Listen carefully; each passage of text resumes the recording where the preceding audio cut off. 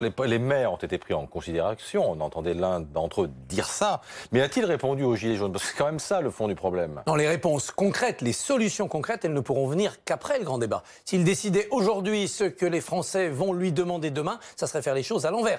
Ce qu'il faut, c'est réussir à créer la crédibilité d'une réponse après. Et de ce côté-là, il n'y aura pas trop d'autres débats pour construire cette crédibilité, puisque là, il s'est contenté d'un formidable exercice d'écoute et d'enregistrement des demandes pour faire entrer ça dans une méthode. C'était tout de même très réussi.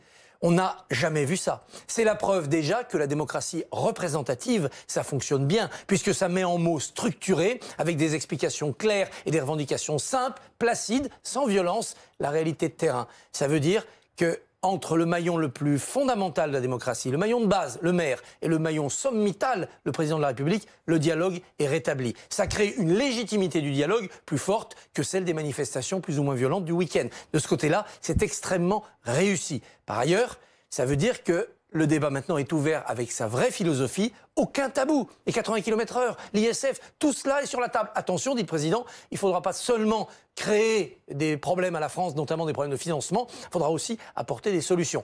On est en train de vivre un épisode inédit de l'histoire de la République. Acte 1, le surgissement dans la rue d'un mouvement extrêmement virulent et durable, les Gilets jaunes. Acte 2, la transformation en creuset démocratique de cet épisode français.